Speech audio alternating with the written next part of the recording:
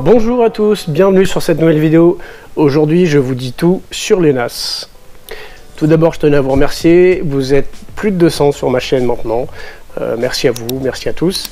Pour les nouveaux, bienvenue, et pour ceux qui sont déjà abonnés, merci.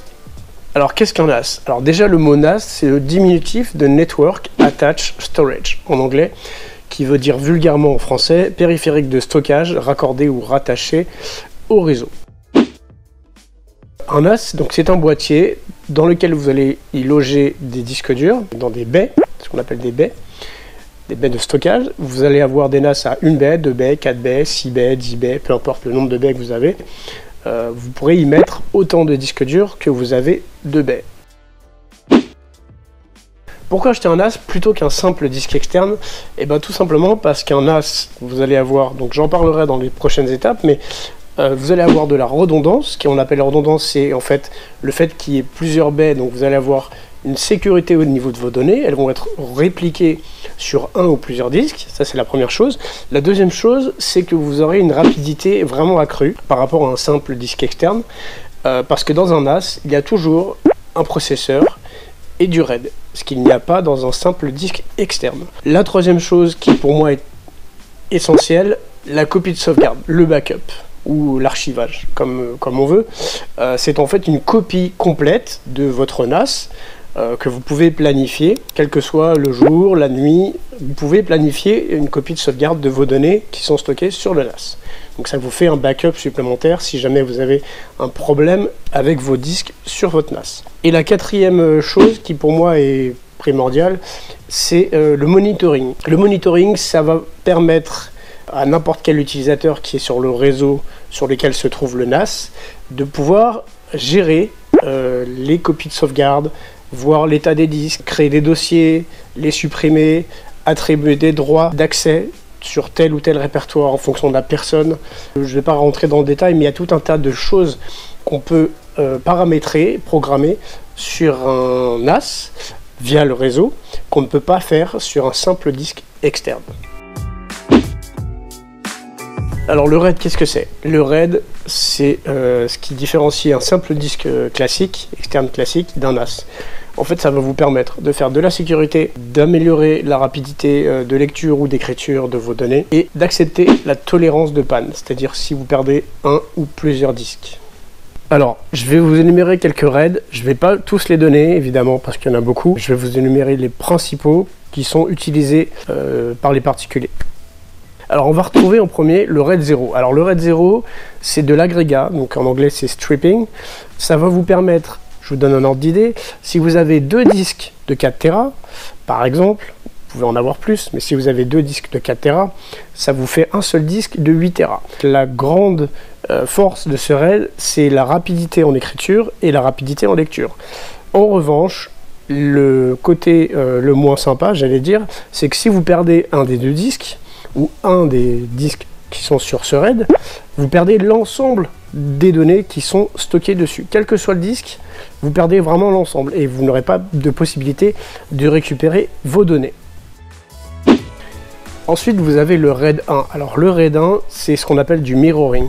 Le mirroring, c'est, je reprends l'exemple concret des deux disques de 4 Tera.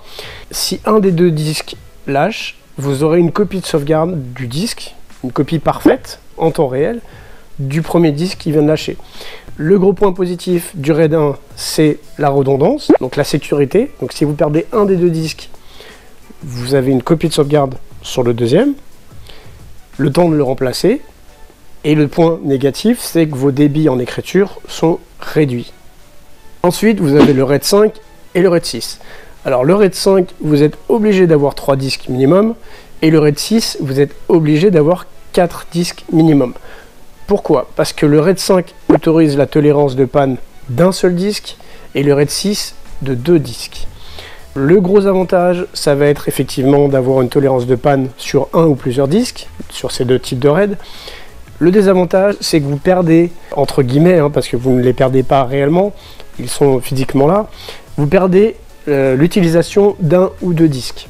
Je vous donne un exemple, si vous avez un RAID 6, donc qui autorise la tolérance de 2 disques, de panne de 2 disques, vous allez avoir un RAID 6 avec 4 disques de 1 Tera chacun, vous ne pourrez utiliser que 2 Tera en réel. Donc ce qui veut dire qu'il y a 2 disques qui sont dédiés à la tolérance de panne. Maintenant, je vais vous donner quelques astuces pour bien choisir un NAS. Première chose, la marque. Je vous en donne quelques-unes. Synology, QNAP, Buffalo, Asus et Western Digital à discuter. Je suis pas fan de leurs interfaces, mais ça va, ça fonctionne. Les leaders, c'est Synology, QNAP et Buffalo.